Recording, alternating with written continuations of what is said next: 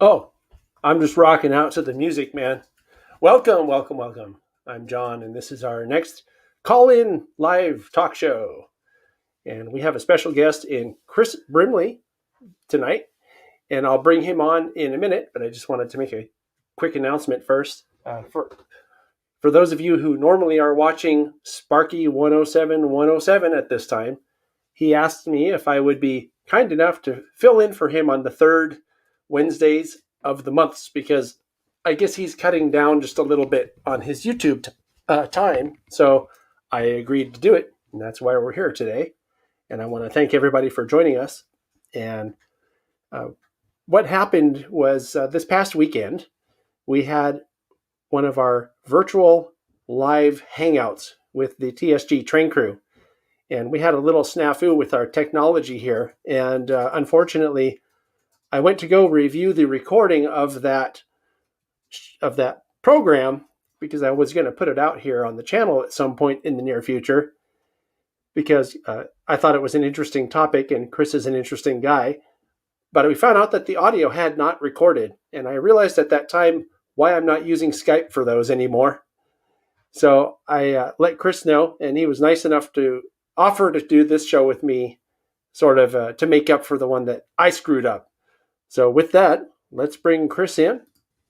And here he is. Hi, Chris. Good evening or afternoon or whatever it is where you are. It's evening-ish. Cool. Well, thanks for joining me again. I guess for people maybe who aren't familiar with you, you could kind of let them know who you are, and we can go from there, and we'll start taking calls as soon as we can. Okay, sure. Yeah, not a problem at all. John. So my name's Chris Brimley. I'm the vice president of ExactRail. So I'm overall product development here with the company. That's kind of the specialty I do. Also, what I do is kind of help run Train Life as well. It's a sister company to ExactRail. What Train Life is a dealer. So we sell other manufacturers' products as well as our own. And then personally, I model an N scale. I do New York Central 1955, and then occasionally New York Central or Penn Central, 1975. I can change my layout over to that. Very cool. So I guess we can get into some of the questions that I asked you on Saturday, if that's okay. Yeah, absolutely. This time we're live out to YouTube directly. So from time to time, you'll see a little comment pop up. I just want to show you this real quick, Chris. You see how that comment just popped up there? Yeah. So those comments will pop up, or questions will pop up from time to time. So we'll just have to kind of watch for those. Sure. And if one pops up while you're answering a question, feel free to squirrel. Or if you want to finish, it can get a little distracting at times. So, but we'll do our best. And one other thing I want to mention real quick is that people are invited to call in, and there's a link for that. We already have one caller waiting, and the link is going to be posted in the chat from time to time.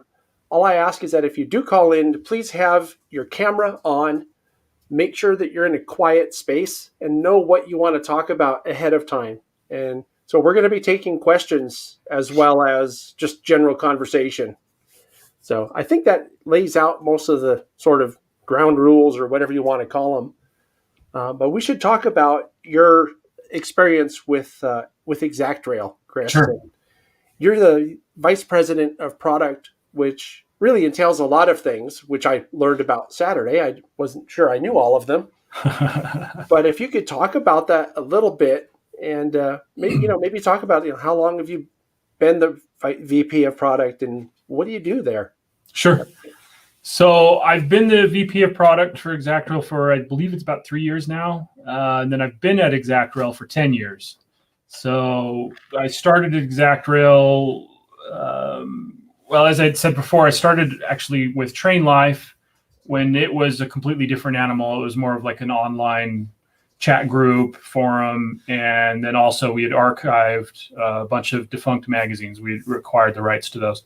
So not long after, I moved into ExactRail and have been doing many, many different tasks at ExactRail. I kind of just been the guy that could fill in all over the place. So I did everything from shipping to overseeing artwork production to product photography and many, many other tasks that need to be done. Also, I've been going to shows pretty much ever since I started. So if you've ever been by our booth, you've probably seen me there.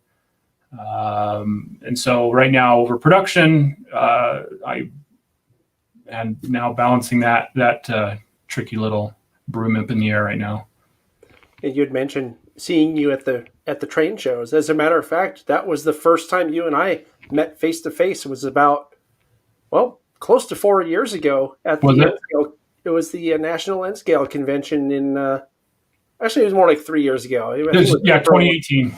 Yeah, 2018. Yeah. So almost 3 years ago. Yeah. But yeah, that's something else probably worth mentioning in case people don't realize it, that ExactRail does both HO scale and N scale stuff. Mm-hmm. And I can say, having seen a lot of ExactRail's products and a lot of everybody else's products too, across my bench for product spotlights and N scale Friday programs, that they are among the best that I've seen. And so hats off to you, Chris. You and your company and everybody there, your team, are doing a really good job putting out very high quality models. Thank you. I appreciate it. Anytime, look, it's deserved. So I'm kind of curious to know, though, did railroading or model railroading come first for you, or did you work at ExactRail before you started becoming a model railroader? No, model railroading came first for me. So I originally got into model railroading when I was about 14. Prior to that, kind of my hobbies and passions as a kid was playing with Hot Wheels, and then I got into Lego. And Lego kind of transitioned me into model railroading, and then I, like many others, I kind of got out of it a little bit while I was in school, in college, and then kind of got back into it in my mid-20s, early 20s. And then a few years later, that's kind of when I was about 30-ish, that's when I started at Train Life / ExactRail. Okay, very cool. Yeah. It seems like most people who do the kind of work that you do, working in the model railroad manufacturing business, are, well, I don't want to say it this way, but I'm going to say our foamers first, right? Something that I don't think we really talked about on Saturday that I am curious about is how much of a foamer do you think of yourself as? Like, are you a prototype rail fan too? I mean, and before you answer, let me just qualify that, okay? Sure. I use the term foamer affectionately. I don't care. If someone asks me calls me a foamer, I'm like, yeah. Like, it doesn't mean what it means to some people. So yeah, don't think of it the wrong way. No, I don't know on what your scale of your foamer scale is exactly, but when I was a train passing by definitely got me more excited when I was younger than it does today. But I still, on my lunch breaks, often go over to the yard and sit there and eat my lunch while I watch either Utah Railway or UP do any of their yard work. And so, that's almost a daily occurrence for me. A lot of times it's just to see if there's any interesting freight cars that come through that I could quickly photograph and use for artwork or for future productions. But I enjoy it's. I say this jokingly, as boring as trains are today, I still enjoy watching them. Well, I'm going to tell you something, because people call me a foamer, but you spend a whole lot more time around them than I do. So I'd say you're definitely a foamer. Yeah, it's trains for me is at least 8 hours Monday through Friday, and often evenings and weekends as well. Right. So it's pretty much my life. It's my income, it's my life, it's pretty much everything revolves around it for me. It's even the name of the company, Train Life. Yeah. Hadn't thought about that. Oh, man. Looks like there's a question popping up here. How does ExactRail get all the info for their models? Oh, that would probably be a lot you, huh? Yeah, that would be towards me, yeah. Yeah, there's a few different avenues that we use. Sometimes we use blueprints, scans and files that we can find that either get supplied to us from people or we're able to source ourselves. We frequently do go out, photograph. The most I can photograph a car, the more I can photograph the car, the better.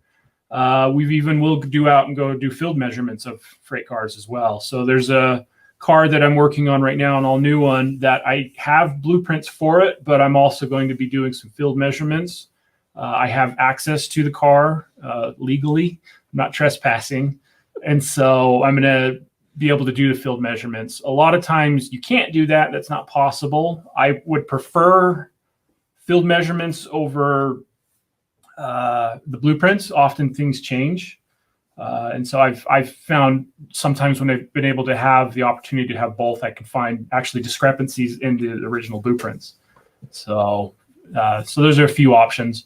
We haven't 3D scanned a car yet, but that's something that I would like to do at some point. You bring up an interesting point that I hadn't really thought about before. And that is, if you have blueprints or, schematic drawings, whatever they're called in that business, wouldn't it be safe to assume that's the as delivered state of the car? Generally, yeah. Right. And yeah. The second part of the question is, if you have that official documentation, but you're able to take field measurements, how do you decide which one? And there's a discrepancy. How do you decide which one? Is it just a matter of whatever you think is interesting, or how do you decide? No, I mean, definitely things you need to weed out is repairs and things that have been done to the car over time. And a lot of times those are really easy to identify. But there's been times where I've measured something and there's been not usually huge, but then there's a discrepancy between, like a major dimension or something like that to the car. And sometimes it's just slightly different. A lot of times it's a difference that's not going to make too big of a deal in a model. That's really not that noticeable. But I always prefer having field measurements over blueprints if possible. But I'll work off of blueprints if that's all I've got access to.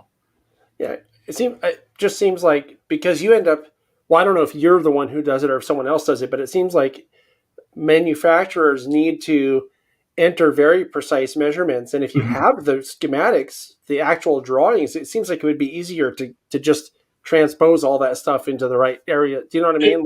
It is easier. I mean, that's definitely preferred. And a lot of the times I don't have access where I can put a tape to a car. I mean, oftentimes it's going to require trespassing. And so, but if I can actually get access to the car, that is always good. It puts a lot of things to bed as well, because a lot of times, even if you have drawings for the car, you don't have everything. There's a lot of things that are left out or omitted, or just the drawings for those parts of the cars just don't exist anymore. Right. So it just helps to put everything to bed. Yeah. It also seems like, just talking about, trespassing or not trespassing or having permission, right?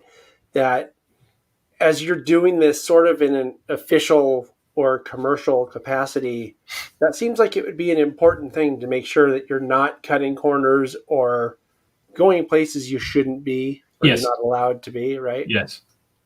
Which probably goes along with licensing for, what do you call them, logos and that kind of thing, right? Yeah. That's intellectual property. Yeah. One of the interesting, sorry, do you want? Just racer guys, I think, asked this question twice now about intermodal well cars, and I'll just answer it really quickly. I very much want to. I'm not working on anything in the immediate future, but there is a prototype that I've got my eyes on. I will not say anything beyond that, though, but it is something I would like to do. Yeah, sorry, I didn't see that pop up on the screen. No, it's all right. The way my setup is here, my screen's partially obscured by some equipment in front of it to make it look so cool. Yeah. So Dave is asking, that's Sparky, if everybody there at ExactRail also has layouts, or or if they're all modelers. That's actually an interesting question, because I know Sean Norris is, right? Sean's a modeler. He doesn't have a home layout right now. He's right now working on doing, I think he wants to do some Fremo modules. Then another employee of ours, again, I think he just has a single module at home. Those two guys are both fairly young, just living in apartments, and so they don't have space for a home layout. I have a small layout too. My layout's just a 1x7 foot little shelf switching layout. We have here at the store, we have Payless Soberg's Daneberg subdivision layout, which a lot of us use to operate and play with our various trains on it. Like right now, Sean, I think, has a Utah Railway coal train built up on it. And then one of our other employees is running a little 440 around on it. So you'll see some kind of a grab bag of things occasionally running on it that the employees, because that's the only thing that they have to run their stuff on. I was going to make a joke and say Sean actually has a layout. It's Pele Soeborg's layout. Yeah. He's always putting his Australian stuff on there and taking pictures of it. He has, he'll do that. And I think you said that Saturday that it's interesting to see Australian equipment in the middle of Nebraska. It is. It's funny. Yeah. It looks great. But some of the other employees are not modelers. So Dan Larson, who's our CEO, he is not a model railroader, and he's been around with ExactRail just a little bit shorter than I have. So he'll be hitting his 10-year anniversary here soon. So he's not a modeler. I don't think Dan really has a lot of interest in trains, does he? Not too much. I mean, he definitely has picked up quite a bit just in his time being here, and so, but it's not his thing. So, right, which is fine. It was surprising to me when I found that out, but I got to know Dan a little bit, I think, before I got to know you. Yeah. And it was surprising to find out that he wasn't interested in trains, because I remember having conversations early on with him. Yeah. I don't remember what the conversations, maybe it was when I was contacting ExactRail to see about having the products on the channel as product reviews or that kind of thing. And so I think as I recall the conversation, I think I was kind of trying to schmooze a little bit and saying train stuff. And he's like, I don't even like trains. I was like, oh, where do I go now? Kind of a funny conversation. But no, I mean, great guys, though. Everybody that I've met there, I've enjoyed getting to know, except you, of course. Yeah, I know. I'm terrible. Yeah. So we have our first call. Should we take it? Yeah, let's take it. You ready for a call? I hope there's nothing inappropriate going on, but here we go. You ready? Here goes. Well, hey, Michelle. This is getting to be a thing. Like, you call every time. I know. I'm sorry. Yeah, what's up with that? Don't you have anything better to do? I like your guests. They're great. I love your show, and I wanted to say hi to Chris. So, how are you doing, Michelle? I'm doing good. I wanted to actually talk about something just slightly different. My beard?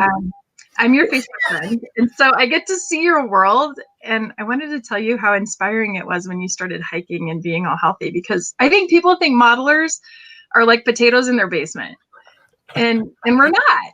We actually get out and do things, and we're kind of healthy people. I've seen a lot of healthy people, so thank you. Okay, thank you. I told John last week I need to get back to it, so I've been busy with a lot of stuff, and so I haven't been able to. But I'm going to be hitting the trails here very shortly again. Yeah, I'm enjoying it too. I've been getting out and walking and hiking, and you were the inspiration, so I thought I'd get on here and tell you that. Well, thank you. I appreciate it. So thanks. Cool. And on the topic of checking out the prototype, I'm glad you do that. I'm learning that some manufacturers just don't. They just kind of guess. Yeah. The product. And this was a new concept to me, that you don't actually go visit the real prototype to model it. It never occurred to me that people would do that. Mm-hmm. So I'm glad you do. And I like the product. So thank you. I appreciate it, Michelle. It's hard not to like them, but I have something to say. Uh-oh. Assuming, and we're still figuring this out right now, but assuming the national convention happens here in July, like it's supposed to, I'm expecting you'll both be around here for a few days, right? Yeah. And yeah. I've been known to do some hiking now and again, and I know some pretty good hikes. Maybe we could all go on a hike. Yeah, I'd love it. I'm in. I'll do it. That sounds great. I see you hike too. You and Sydney go hiking. Oh, yeah. Yeah, we go hiking. And we just got back from a hike a little while before we started this. I had to go inside and take a shower before I came on because I had to do my makeup too, but look at me. I still look this way.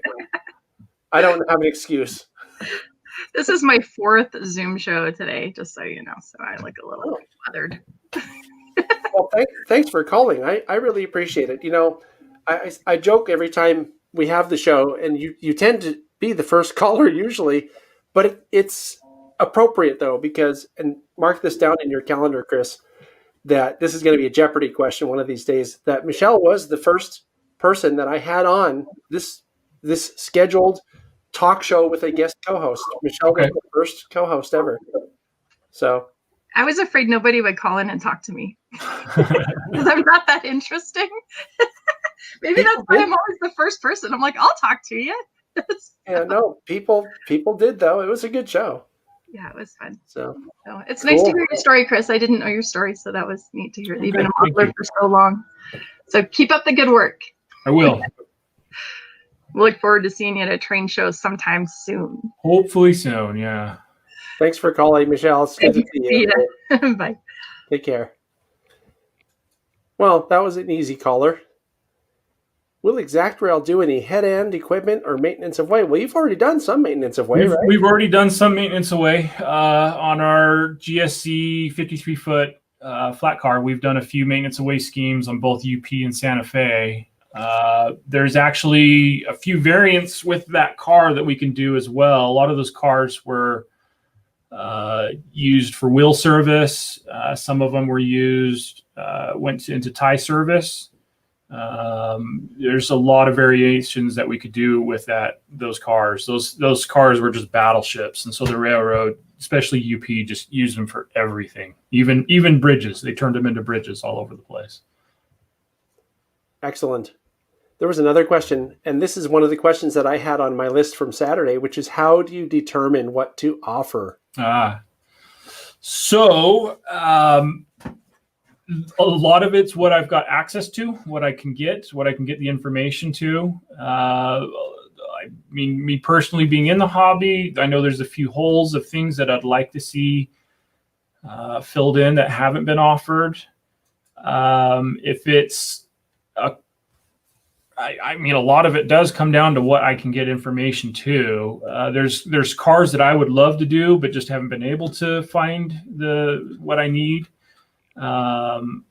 And I hate to say it, but sometimes, my personal preference creeps in there, and there's things that I would like to see done that I've always wanted as a modeler, but just don't exist.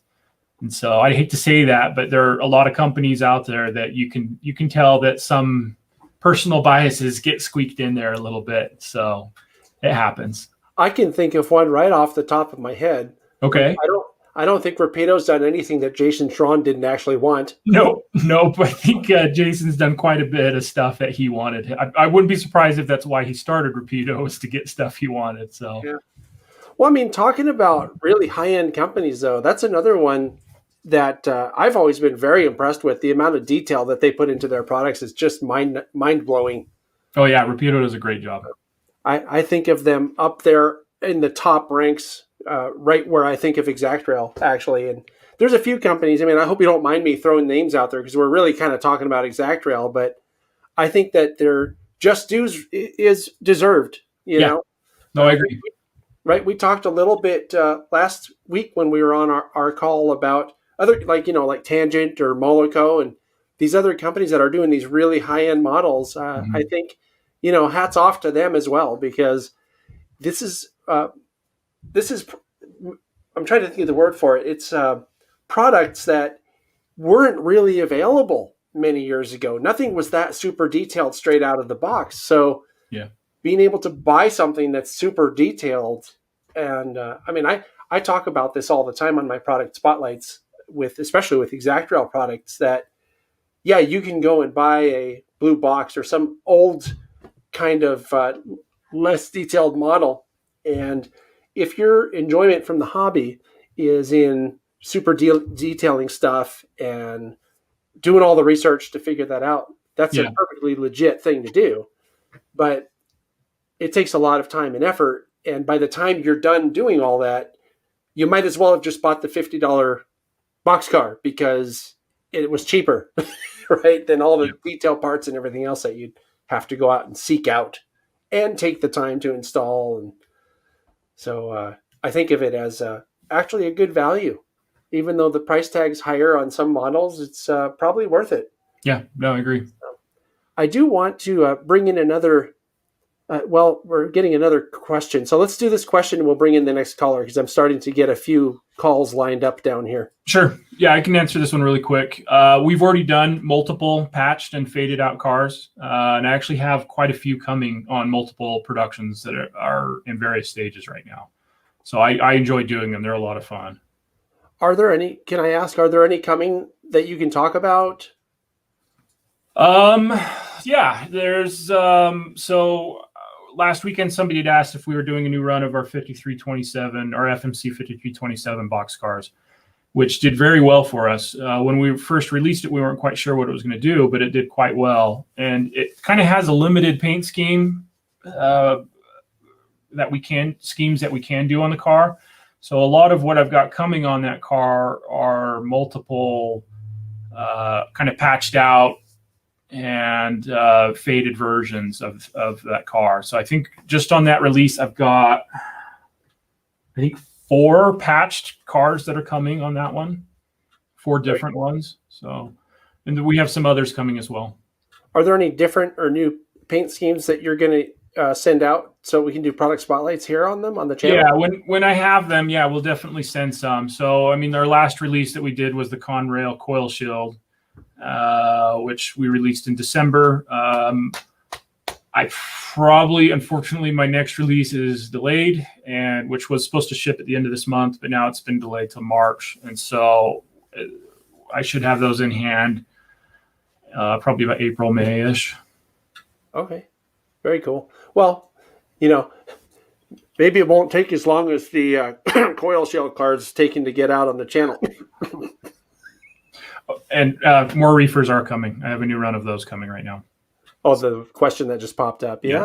More of our UP ARMN reefers. Yeah, I have a new production of those already submitted as well. So right now at our current factory, we've got, I think I have 7 productions in various stages there right now. How much of it is N scale? Only one right now at the moment. I know. I'm sorry. Well, I know that there's a sort of an ongoing, I don't want to call it a joke, but there's kind of a rivalry, if you will, right, between HO and N scalers. Yeah. And I think people need to realize that you have to do what's going to sell, right? I mean, and the percentage of N scalers versus the percentage of HO scalers, what is it, like a third or something like that? It's about a 60-30 split in the hobby. I mean, that doesn't make up 100%, but 10% makes up kind of their other scales. But of the hobby, it seems to be about 60% is HO, 30% is N, and then that last 10% is your ZO, S, G scalers. Right. So, I mean, N does well for us, but it doesn't perform quite as well as HO does. We definitely move quite a bit more HO. Yeah, I would expect any company to move more HO just because of the market share of that scale in the industry. So I'm only faking my disappointment. Yeah. Someone asked about the wood chip hoppers. Wood chip hoppers. I haven't submitted a new production yet. I'm actually going to be very, very, very shortly. So I don't think we'll see those this year, but next year for sure, 2022, we'll have more wood chips.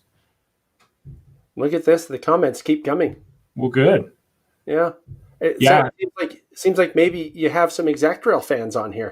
That's good. I'm glad somebody out there doesn't hate me. So, no, I'm glad you like the auto floods. Those have been a great car for us. I still have a few available right now, but I'm glad you're happy with them. Those are one of the first cars that I did when I became over product. I think I was the president of the fan club, actually, Chris.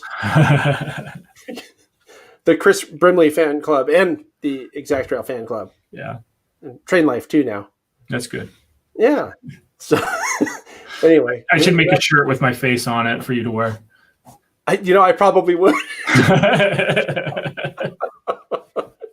I mean, why not? I have these shirts, right? Yeah.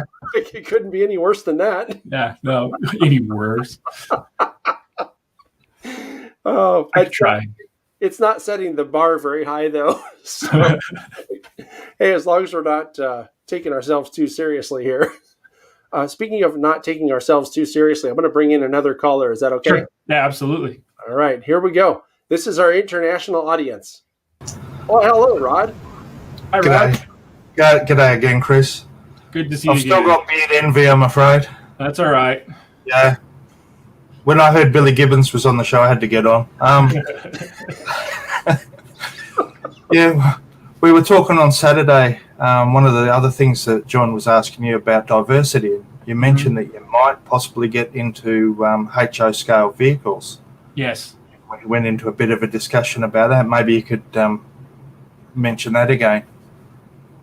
Yeah, so vehicles is really high at the top of my list of things I want to branch ExactRail out into. So right now, I mean, as a lot of people have noticed, production's been slow coming out of us. Releases have been slow. We've been struggling with our factory being able to keep up with the amount of releases I want. I'm trying to get us back up to a monthly release, and it's been a struggle to do that. So as soon as I get rolling stock at kind of a comfortable place, that's when I want to really start to jump into doing vehicles. And as we kind of discussed before too, really kind of the area that I really like to go after vehicles in is kind of 70s and 80s prototypes. I would absolutely love to. Not just cars, trucks. I mean, there's just even trailers that I would like to do that haven't been done before. I've actually already measured a trailer that I would like to do here soon. So I already have all the dimensions for that ready to go. Yeah, there's a lot of vehicles that I think need to be done in this hobby, and more. And when I say that, I kind of mean kind of more mundane vehicles, the stuff you actually see every day, less exotics. I don't think we need another Porsche 911 or Corvette or something like that. We just need kind of your average everyday cars need to be done more. Something you can populate your layout with. Exactly. And make it even more realistic. And again, we were discussing the era, and you were saying you were particularly looking at the 70s and 80s era. So that's something that's really missing out there at the moment as well. Yeah, I agree. And the other thing we discussed was price, and we were all in agreement that the price point is relevant because of the quality and where it needs to be. And we were also saying people need to stock your gear and promote your gear in order to help the hobby as well. Yeah. One of the comments that I remember we talked about, oh, this is a good question that just popped up here. Maybe you should just take that real quick, and if I don't forget what I was going to say. And now, before you answer, Chris, I just want to say that it would really be the best thing in the world if you said, I don't know, let's see, and pulled something out right now. I don't know. I haven't checked. I don't know if I've got anything in there, but so to maintain it, I mean, I do wash it every day. Every other day, I shampoo and condition it, and then I put a beard oil in it. I don't use balms. When the beard was shorter, I like balms, but with it being longer, I prefer putting an oil. And right now, the oil that I put in it is tangerine and frankincense scented. It's quite lovely. I'm just thinking, would it be awkward if next time I see you, if I come up and try to smell your beard? Yeah, I think I'd be. I mean, it'd be weird, but as long as you don't start running your fingers through it, that's fine. Okay, just sniff. So kind of the thing that my family always cracks up is if I'm eating, it's my beard is turning into a broom on the plate. And so if I kind of lean over too much, I end up just clearing my plate onto my lap. So it's not fun. You know, every time I've tried to grow a beard in my life, it's fine for a while, but at some point it starts irritating my skin. And maybe I need that balm or whatever you're talking about if I wanted to grow a beard again. Yeah, you can't let it dry out, because if it dries out, that's when it gets itchy.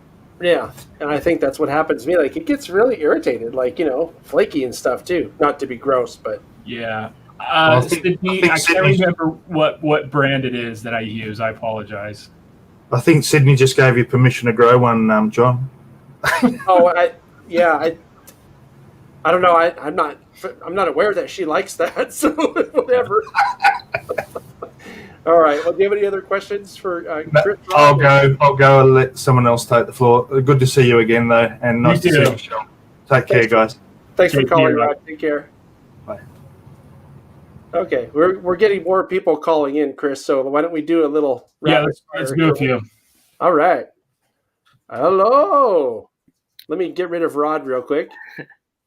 I think that's how you do it. There we go. Hey, Joey, welcome, and thank you for calling. What's up? Hi. Doing good.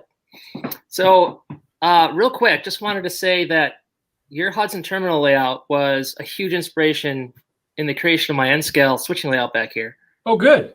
I mean, like huge. Right down to the point where I actually used anchor cement for the cement.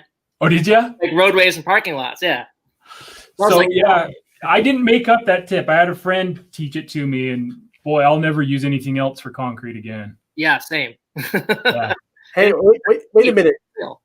I have a question. Did you just fangirl Chris live on the show? Sure. Oh, that's awesome. That's going to have to go in my list of Jeopardy questions. When was the first fangirl event on the live call-in show? Was when Joey fangirled Chris over the Hudson Terminal. I think that's really cool. We're on Jeopardy. Yes, please continue. I just wanted to get my joke in. Anyways, so that just watching what you can do in a small area like that is what inspired me to create a switching layout in the first place. So I was trying to do this huge thing and it wasn't working for the space I had, and it got real frustrating. And I thought, well, why don't I just do that? And so now I'm actually planning my third switching layout.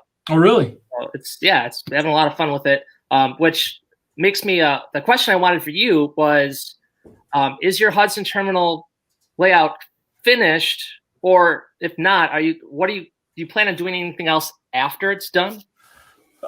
So it looks finished, but it's not done. There's a lot of little things I want to do to the layout still. There's this one building on the layout I actually planning on replacing here soon. So the one is just one that I just kind of did a temporary one, just using DPM modular walls. And so I'd like to scratch build something to go in the place of it. And then there's just a few details mainly that I want to add. So just this last week, I added seagulls to the layout. More birds. And so those were fun. There's just mainly just small details. There's another structure that I actually want to do an interior on it. It's the long warehouse that's just right up against the fascia of the building. Since it's so close to the front, I mean, the layout's only a foot deep, but since it's right there, I feel like it needs an interior. And then I'm debating about adding lighting to the layout, adding lights to some of the structures. Cool. Well, it looks fantastic the way it is. Well, thank you. If right now I don't have the room, I wouldn't expand on the layout itself. If I add to it, what I would do is model the other side of the river. And so what happens with freight coming in? So with it being roughly a New York Central layout, what I would probably base the other side of the river is on New York Central's Weehawken yard. I don't know if you're familiar with it at all, but no, but that's okay. That's where everything would kind of come from the mainland and then get ferried across to Manhattan, was from there for the New York Central. So that'd be kind of cool because theoretically you could have an op session on one half. Cars would travel to the other half. Yeah. You could finish the session there. Yeah.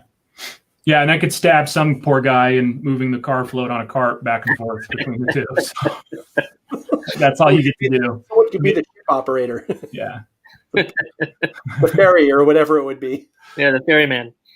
Yeah. Oh, that's great. I'm really excited, though, to hear that. I'm not even sure I knew that, Joey, that you were inspired by Chris's Hudson Terminal.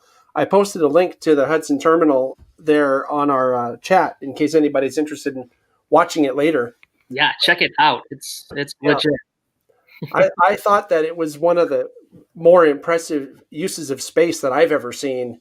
And Chris, we didn't talk about this on Saturday, but you mentioned it, I think, in your layout tour that you were a cabinet maker, and Yeah. right, and the craftsmanship really shows up in the layout. Oh, thank you. Right, Oh, besides that's being, cool. I'm sorry, Joey. Oh, I said that's cool. I'm a woodworker myself. So. Oh, are you? Right. Yeah. Oh, good. And I should mention also, anybody watching, and to you, Chris, if you're interested, Joey has a very cool YouTube channel where he shows building stuff and working with wood and all that. No, it's cool, Joey. Look, be humble about it, but I'm telling people that I subscribed, and whenever I have a chance, I will watch, because I'm actually interested in seeing what you do. I'm very fascinated by the whole creativity of it. Yeah, thanks. Well, I mean, it's guys like Chris that inspire me. So it all goes around, you know. Well, Very good. I'm cool. glad to hear. Thank you. I really appreciate it. Cool. Yeah. So, that's all I got. So just wanted to say hi. I was really bummed that I missed the last one. I was like, oh, he's gonna be on. I got to say something. Well, it's a good thing the audio failed. Yeah, right. Well, yes and no, right? Thanks for calling, Joey. I do appreciate it. It's always good talking to you. You too, guys. See you later. Stay safe. Yeah. Oh, he turned himself off. Oh. So Humanity Junction is asking if you're a New Yorker or a New York. Oh, I see. Probably. Yeah. I guess.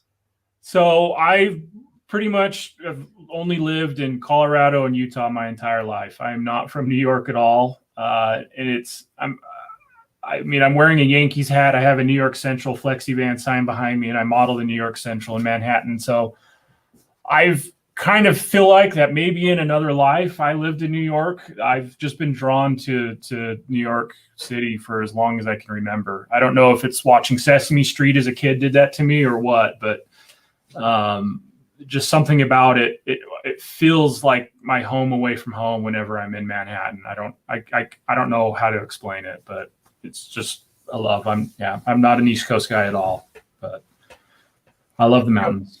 It's interesting too, especially when you think about the Hudson Terminal, Mhm. because it looks very, what I've seen when I've been on the East Coast, that's what you see.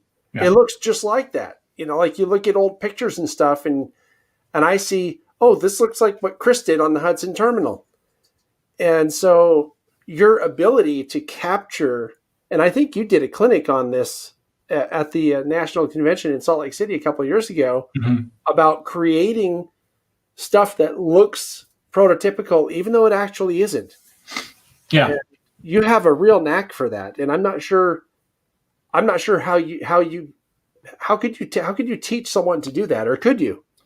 I mean, I've tried. I mean, everything I do is based off of a prototype. I don't just make things up.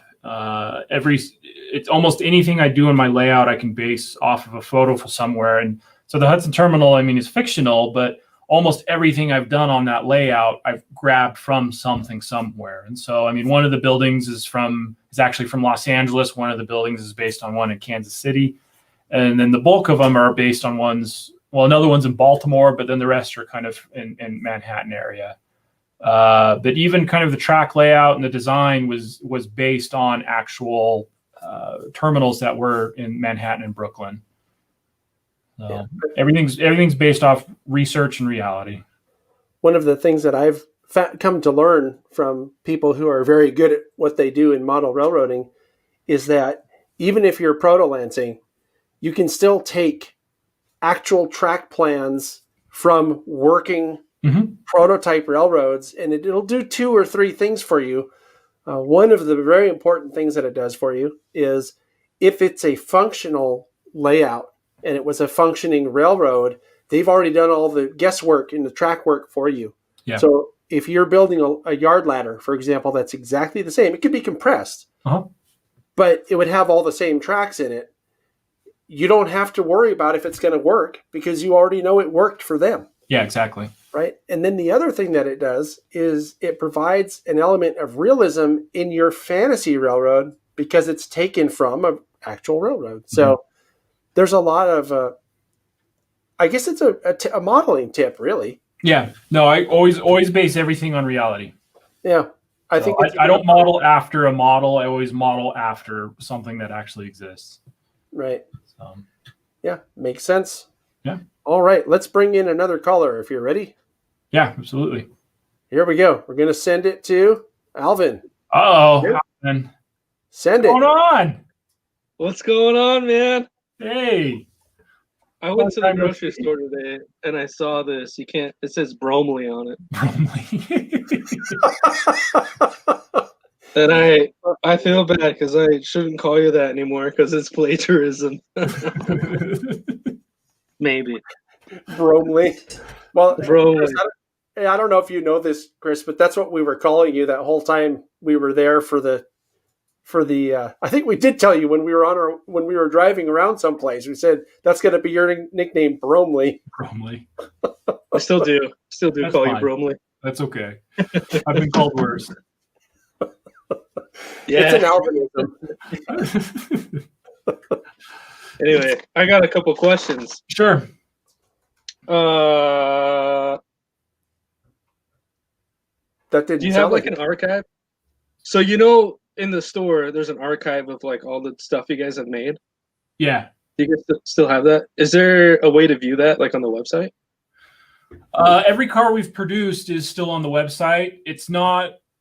I think you can search any car type, but I don't think there's just like a generic archive. I know we did at one point, but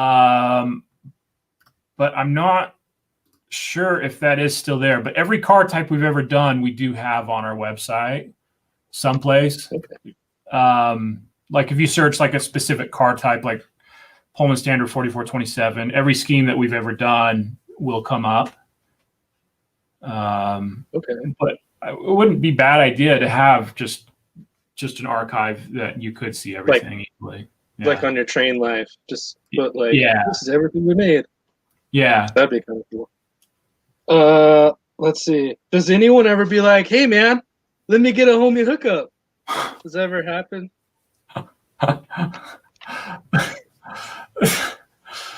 I've had people that ask for deals and things like that, but I try to be good, not to get myself in trouble because it's not my company, and so I can't do everything for everybody. But when it's possible, I try. Okay. Not that I'm asking or anything. But you just did. No. It wouldn't be appropriate at all. That did sound like a soft close, didn't it? What? It sounded like a soft close. That's where you're asking for the sale, but not really. Yeah. Yeah. Are you guys considered a local business? Or because I live in Salt Lake, you know what I mean? So is that like we're a local business, yes. Okay. But we ship I feel worldwide. good about spending my money there then. Let's see what we're else. Locally owned and operated. There you go. You said the next thing that's coming out is in March. That's when it's supposed to ship, is in March. So it usually takes kind of the transit time once it leaves the factory is about 4 to 5 weeks. Okay. If it makes it through Cool. customs without issues. Yeah, that's a thing. Yeah, that actually happened to us on one of our releases last year. I got tied up in customs for almost 3 weeks. Ugh, Yeah. that sounds fun. I don't know. I'm not sure I knew about that, Chris. What are they? I don't know. What were they looking for? Is there a charge or what? So I don't know. There wasn't a charge. It was just for some reason. So in this shipment, we didn't have a full container. We were it was less than container load. So we were part of a container with other people's things. And so we had, I think, 4 pallets in a container, and the whole container was pulled aside for some reason. And I don't know why. We were never told why that happened. Okay. So, I'm just curious. I've because you hear about stories like that there's containers on the way or whatever, or a lot of times a container gets pulled aside and they do kind of a scan of the whole container, like I guess they x-ray it or something, and sometimes there's a hold up for doing that. I've only had that happen to us once of all the shipments we've ever brought in. Usually they just sail through within like a day or two out of the port. Yeah. I would think that that's something that you have to be aware of, though, and something we talked about on Saturday that's probably worth asking. But before I ask you the question, is there anything else, Alvin? Any other questions that you had, or? I have a question. Oh, let's do that. What does I want to talk about China, though, Chris. When Yeah, we can do that. it's done. Okay. Okay. What does Dan do? Like, he doesn't like trains. He just shows up every once in a while. I think he works out a lot. Yeah, Dan is a healthy guy. he's strong guy. So Dan's main responsibilities, Dan oversees, he manages marketing. Really his focus heavily right now is actually over on the train life side. So Dan, makes, any decisions of where we want to take the company. Right now, he's actually been busy because we're a little short staffed. He's been heavily busy helping get new product put into the store. There's a lot of, financial things that need to be done that I'm not always privy to that happen. There's a lot of hats that Dan wears, kind of like myself. I mean, for me, I'll be doing anything from doing product creation to shipping to occasionally scrubbing a toilet that needs to happen. It's just, there's a lot of different little things that we tend to do. Okay. If you guys need like a weekend/night guy, where do I put my resume? Good to know, Alvin. I appreciate it. Yeah, but then they'd have to really keep track of the inventory. Well, That's we're the problem trained. about having foamers work here is it's check in under his coat when he's leaving every day. you have to do bag checks on their way out. Have to look under my hair. Yes. It might be- That's what you have the beard for, Chris. You can hide an N-scale model under there. Yeah, I could weave a boxcar into it. Yeah. Oh, wait, one more thing. I got some of these. Hold on. Please hold. Hold on. I hope Coming this in is not hot. going to be something that's. Oh, there we go. Can you see that? Yeah, I can got see it. this Burlington Northern. Trying to get the glare. Gunderson see that? Boxcar. Yeah. Yeah. This thing's legit, man. I like Oh, good. this. That's a solid product. Well, thank you, Alvin. I appreciate it. I'm not trying to like. Brown nose or anything, but Yeah. Sorry. Yeah, you might want to rub it off. I'm pretty good All at right. diagnosing. That's my Yeah. coworkers. That's Just kidding. great. All right. I'm gonna That- go before anything else Okay. happens. Thanks for calling, bro. All right. Thanks, Chris. Thanks. Wait, Yeah. John, where are you? Is that a new background? Yeah. Oh, I forgot to mention that. This program is dedicated to my friend Murph, who made this possible. He knows what I'm talking about. Thank you, Murph. Appreciate it. Good job, Murph. What a great guy. Thanks for the wine, too. That was also not necessary, but appreciated. Yeah, I'll tell you about that later, Alvin. Okay. Cool. Okay, bye. Thanks, Alvin. Thank you. Cool. Now, how do I do this? I always get mixed up on how to remove people. I do want to mention before we get on to the next question, because I want to talk about China. sure. But I want to mention something just for the callers, because we have someone who's been waiting who does not have their camera on. It just looks like a thumbnail or something. And it's not, if I don't know who you are and you don't have your camera on, you won't get on the show. So if you'd like to call in, make sure that your camera's on. So just so you know. And so let's talk about China, because I hear this all the time. I'm guessing you hear this all the time. And I see it discussed ad nauseum on social media. And that is, why do companies make everything in China? Why don't they make it in the US? And wouldn't it be better if you made it in the... Well, this is kind of my take, is that it seems to me like it would be better if you could make it in the US, because you wouldn't have to rely on external sources. Do you know what I mean? Like, Yeah. get stuck in customs, or maybe it gets held up because it was on a slow boat from China. You know what I mean? Like, what's the thought process behind that? So, I mean, starting off, I mean, I've had this conversation with many other manufacturers, and we all have kind of the same feeling: is nobody would love to have manufacturing here in the States than the manufacturers do. I would absolutely love to have it here. So some might be familiar with years ago, ExactRail attempted to actually produce a car here in the U.S. And so we had made a pretty big, large investments in equipment. We'd bought multiple injection molding machines. We already had a tooling department at the time, so we were cutting molds. But this is when we really made a push to produce here in the States, and we got all the way up. We actually had the car manufactured and assembled here. We got up to the painting and the lettering phase of the car, and we were looking into acquiring the equipment at the time to move that car to that next stage. But for the time being, we were just going to contract it out. And the cheapest quote that we received to do the pad printing on the car. So the car was our G100-22 Southern Pacific gondola, and it's a single color car. There's the body color, and then the only printing on the car, everything's white. And so we took it to get quotes to have that contracted out.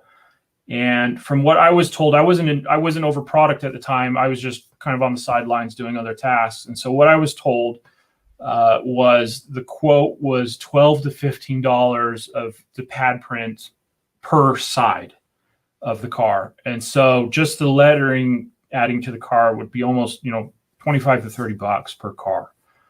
And that's far more than the full assembly and pad printing that we do overseas. I can't, give you the exact prices, but it's far more above it. And so once you tally in the assembly and everything else that's done, it would be $150 gondola in HO, and nobody's going to pay that much for it. I mean, you may get a few, but I would love to be able to do production here in the States and to have more control over that. But unfortunately, it's just the cost of assembly it's just too expensive and to do here in the States. And so someday maybe that'll happen. I don't know. I know there's a few companies that, everybody always brings up, like Microtrains and KD that are able to do it. I think ExactRail does as well. But a lot of the infrastructure they've had in place for decades, and the experience and the employees that they've built up over a very, very long time. But for somebody to start new into it, it's millions of dollars in investment to get the equipment and to bring in the people that are skilled enough to run some of these machines. Like the pad printing machine is an art to be able to do that task. It's not just somebody just can't just go to the machine and just hit a button to do it. And so, maybe someday, I don't know. Yeah, there are pad printers though here in the States. Is it just too costly to contract with people that do have the machinery? I mean, the injection molding too. Yeah, it's just the prices are far too expensive. It would people already complain that the prices are moderating. It is expensive right now, but it would be far more expensive. It would be 3 to 5 times more for the prices than what they are right now. Yeah, one of the things that I've often sort of opined on is that it's an expensive hobby. Yeah, and it is, and it seems like it's more expensive than it used to be. And it is, and this is kind of a tangent thing to our conversation here. The real problem is that people's wages haven't kept up with inflation. No. Right? So people don't have the same level of disposable income, right, that people did back in the days when a out of the box model was $15. Sure. So, people I think are getting angry in the wrong place, if you know what I mean, or sure. If you take my meaning. So yeah, I mean, there's a lot of variables in place. So I mean, not only are cars are also far more detailed today than they used to be as well. And so sure, an Athearn blue box car, you could pay $5 for in the 70s and 80s, and but it was just a multi-part. It had 10 parts to the car, whereas today your average cars are now 50 to 150 parts per car. And so it's a very different animal, and there's a lot of variables that are in place. And so I don't know. I don't see it changing anytime soon, unfortunately. Yeah. One of the interesting things, I think, especially with models like ExactRail models, is how many separately applied parts there are. And I'm kind of curious. This is just off the top of my head. What is the most complex, or which car had the most separate parts? Do you remember? And how many was it? So the most complex car that we've done to date is the Thrall 63-foot center beam. It's a tricky car. I've hand built a couple of them myself when we first were doing the car, and it was a tricky car. Just to do the assembly alone took me about 2 hours. And that was no painting or anything. That was just assembling the parts together. And the part count, I'm forgetting the exact amount, but it was between 150 and 170 parts for that car. So it's a tricky car, very tricky car. Yeah, I remember that one. We did a product spotlight on that last year. Those were really nice. Thank you. Really nice. Someone was asking about China, Chris. That was, let me find it again. Maybe we can go to that. How often do you go to China, and what's the approach when you do that? So we try to go to China at least once per year. I haven't been for a couple of years. We were planning on going last year, but COVID happened, and so that prevented us from going. I would like to go this year, but again, it just depends on what happens with COVID and international travel. So right now, I'm expecting we won't be going over until about 2022. When we do go, we fly. The few times that I've gone recently, we've flown in through Hong Kong. However, I think this next time we do go out, we're actually looking and flying directly into Shenzhen. There's a few Chinese carriers that you can actually get airfare for pretty cheap prices out of the U.S. to there. Very cool. Yeah, I've never traveled there. What's China like?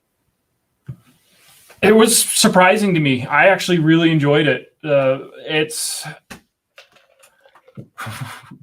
I mean, like Shenzhen area it's like stepping into the future almost. Shenzhen is just beautiful and modern, and the airports are just magnificent. I mean, they're temples compared to some of the airports here in the States, and but then you get in some other areas, and it's still, kind of a little bit kind of dirty and grungy, but China's really growing up quite quickly. It's amazing what it was like. I'm actually kind of craving going back again. I enjoyed it so much. And how many times have you been? Just once right now. Oh, okay. Yeah, we went not long after I took over production, and then just haven't been able, since I've only been in for 3 years, and then was unable to go last year, like I'd said. So. Right. Very cool. There's a question from Joey. I guess he got a question after he hung up about 3D printing. Do you see that on the screen there? Yeah, I see it. So 3D printing, I think, will become more of a viable means of production. Right now, it's not. The speed isn't there. 3D printing is great for kind of prototyping or doing single or just a limited amount. Injection molding still will be keen, just because even though there's great costs in doing the tooling, you can fire off parts, every 20, 30 seconds on a car, or, fire off a body, rapidly. Also, the resolution of 3D printing is getting up there. It's made vast improvements over the last few years, and I think it's only going to get better. I do see 3D printing definitely becoming a bigger part of production. Right now, it's not quite there yet for mass production. Do you think that 3D printing is going to affect the mass manufacturers much, or have you seen any effect of that since it's become more mainstream? So I won't say who. I have heard of a company that they don't do rolling stock. They produce other items within the hobby, and they have said themselves that they've have felt that 3D printing is starting to wear on their sales. I don't know if they have anything specific to back that up or if it's just speculation, but I have heard that it has. Yeah, that's interesting too. I know that there was one company here that was using their own printing process to do custom cars. Uh-huh. I wasn't personally impressed with the detail on the models, but I thought it was kind of cool to see that someone was able to figure a way to do that kind of printing. Mm-hmm. I don't know if you remember seeing those. I forget the name of it. They did the UP heritage cars, which I'm guessing UP probably wanted to talk to them about that at some point. Yeah, I'm not sure. Yeah, I remember who it was. I'm not sure if they're around anymore or not, but yeah, I remember them popping up a few years ago. Right. Yeah. Very good. Well, there's another question that I have, which we talked about in our conversation on Saturday, which was sometimes I'll be at train shows or wherever, and I'll have people, I'll be standing at a booth talking to someone like you, one of the manufacturers. Yeah. And people come up and they want to know, what's coming out. And usually people are very hesitant to talk about that. And the question is, why all the secrecy? Like, does it really matter if somebody knows that you're going to come out with that particular well car, for example, like we were talking about earlier? Sure. Like, what happens? I mean, are companies like really competitive where they're going to snipe it from you and try to get it out before ExactRail comes out? And do you see what I'm saying? Like, what's the thought process behind that? Yeah, I mean, different companies kind of treat this differently. You get a lot of companies that will start the initial work on the car, at least get it to a point where they can do line art and announce off of that. Some companies will even announce even before they've done anything. I don't know. Maybe they have, but it seems like, they just announce it based off of photos of actual prototype and that's it. And so I guess that's in kind of their way of staking their claim in that project. We've tried not to do that, where we always kind of do an announce and release. And so we're a little bit more quiet with what we show. When it comes to reruns, I'm a little bit more loose about talking about it. But when it comes to an all new project, I try to keep that pretty quiet if I can. And I mean, if you're early enough in development, then yeah, another company kind of sniping it is definitely a reality. I haven't heard of that happening. I know you don't want to produce something that somebody else is doing if you can. I mean, most manufacturers, we're pretty good about not divulging everything that we're doing, but we still have kind of a dialogue with some companies. And I mean, they know some of the projects I'm working on. I know some of the projects they're working on, but not everything. You sometimes you hear of something that somebody's working on, or there might be a conflict. But I mean, I'll never go out and intentionally snipe a project from somebody. But it's how somebody wants to run their business. That's up to them. It's how they want to do it. So for me, it's kind of neat. With ExactRail, we've always kind of had a history of showing a car once we actually have, kind of a finished sample of it, or, and releasing it once the car is done and we actually have it in our hands. I've never been a fan of showing anything off line art. We've never done that. It works for some companies, but I'm not a fan of it. If I'm gonna make a commitment, I'd like to at least see a decent photo of the car. But yeah, just everybody kind of does it a little differently. So, right. Well, thinking about that, you said something about how people make their own decisions. Mm-hmm. And that kind of brings me around to another topic of discussion that we had, which was, what about direct sales, right? Because I know that ExactRail products aren't available in most places. I know they used to be in some places. Yeah. And when I say places, I mean like brick and mortar shops, right? Yeah.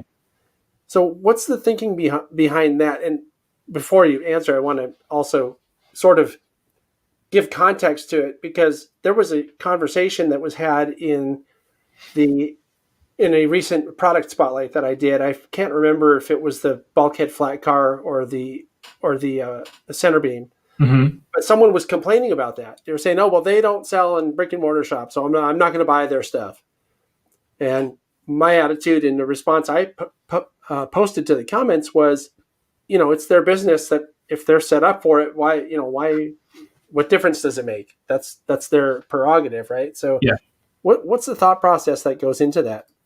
So, yeah, just to kind of circle back, I mean, yeah, ExactRail initially was and maintained a dealer network, and we were pretty loose with who we would let be dealers with us.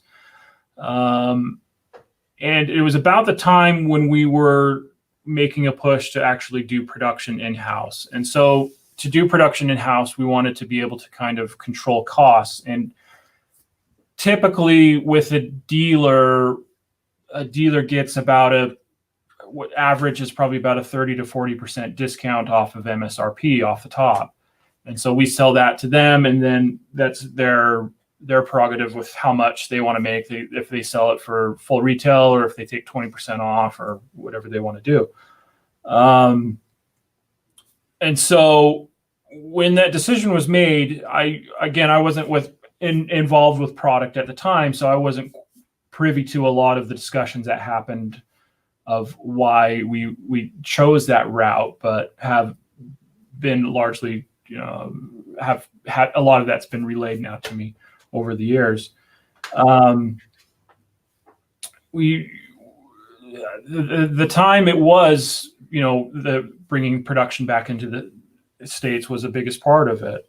Also, we felt that not enough stores. Well, a lot of stores were closing. Stores were dropping like flies at the time too. This is about, I think it's almost 8 years ago that we stopped our maintaining dealers in North America, and so the dealer network was shrinking. And then we also felt a lot of dealers just weren't stocking products. They were literally purchasing it from us and then just handing it over to whoever customer.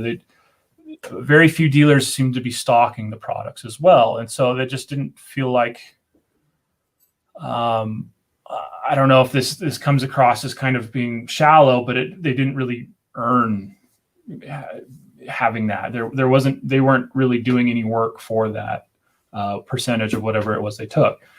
And so once we did become direct, we knew we weren't going to be selling as large volumes as we were at the time. The volumes were going to be smaller, so we knew we had to bring the quantities down.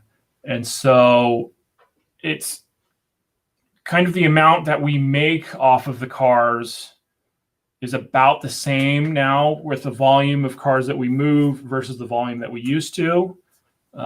Whereas before we would bring in much larger quantities, but we would lose, that 30, 40%, but you'd make it up in volume of product that you'd sell. Whereas today we sell fewer than what we used to, but we're not losing that 30 to 40%. I mean, we're still discounting the cars. I know some people have seen, there's an MSRP still on the site.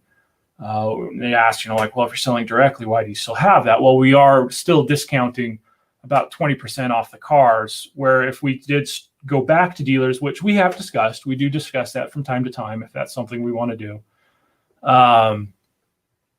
we would sell, the price of the cars would actually go up because there's less wiggle room within there, which I don't necessarily want to do. We would be able to bring in higher volumes again, but it would take some time to build that back up to the quantities that would make it worth it.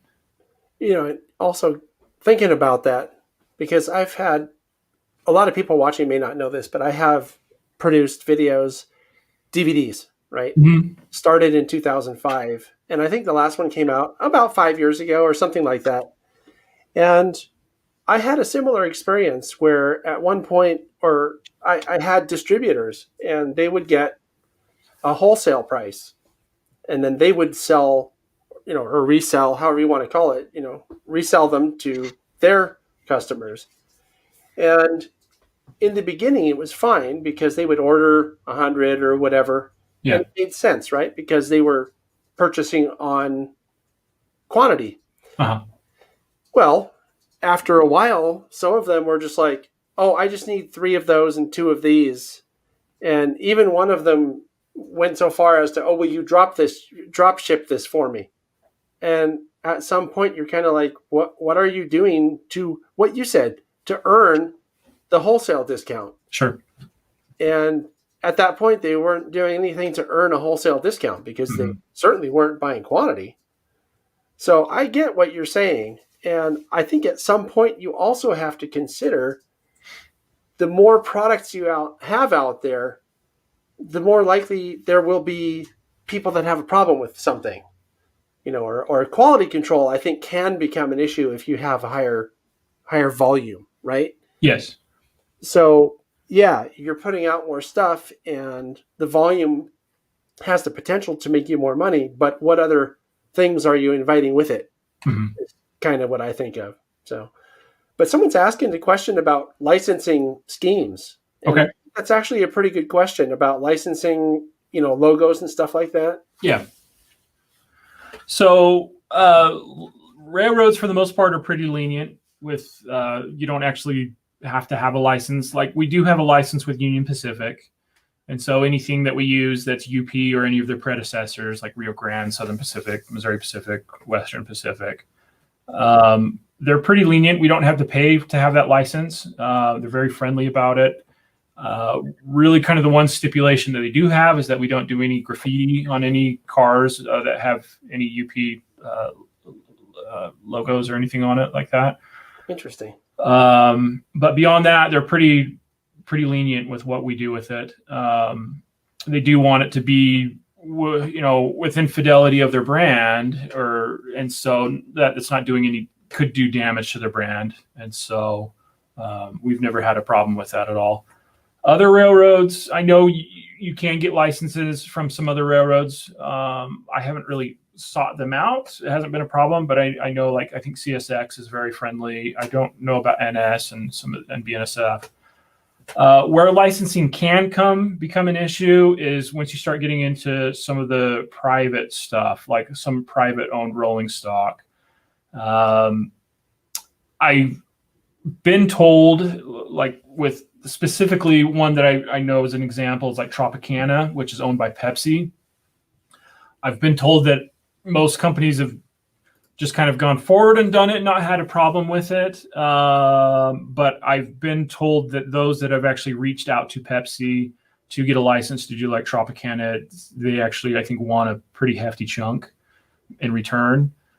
We haven't reached out ourselves because I haven't done anything with Tropicana on it.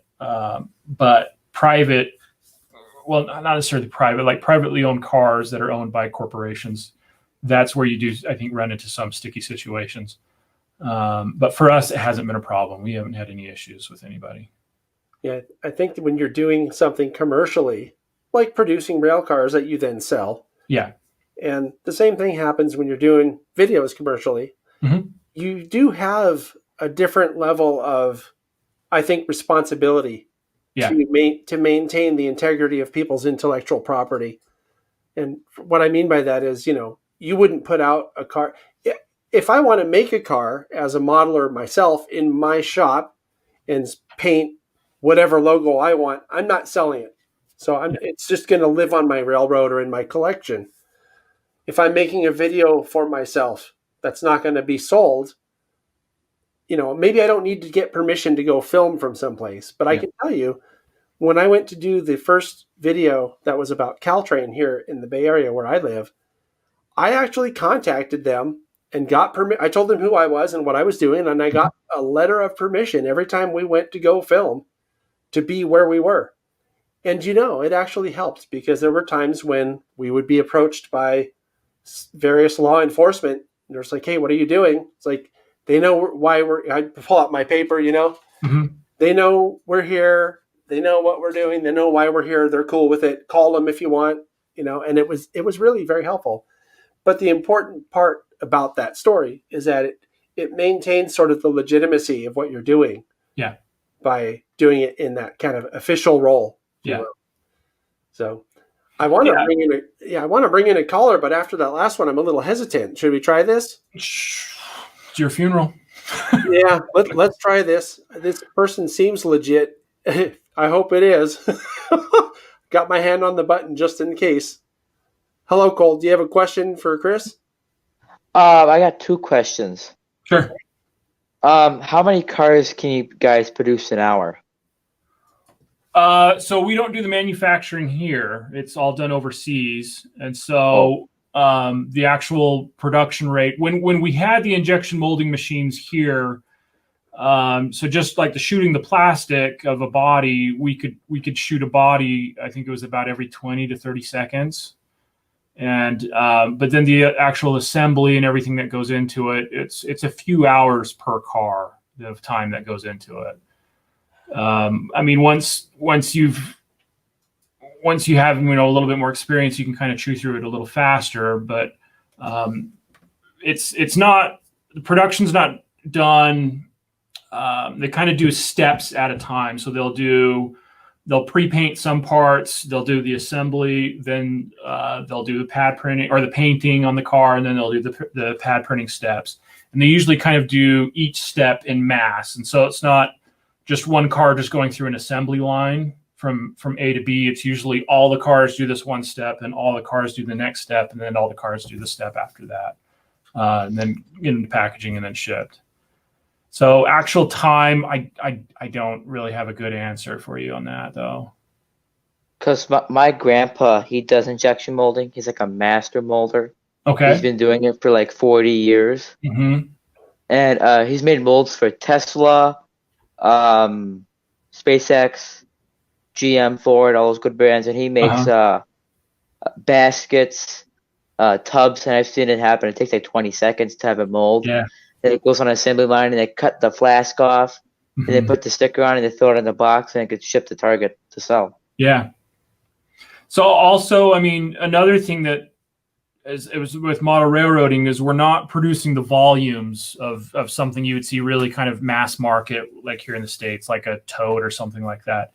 I mean, we're producing things in the low thousands versus hundreds of thousands or even millions of parts. Like for example, Lego is constantly shooting parts and bricks all the time, where and they'll wear out their molds. But for model railroading companies, it's not that big of an industry, and so we're not producing things at huge volumes where it's just a constant production run. Where we produce just a limited run, and then once we sell out of that, we'll eventually in the future we'll rerun that product. But our cars aren't always in production.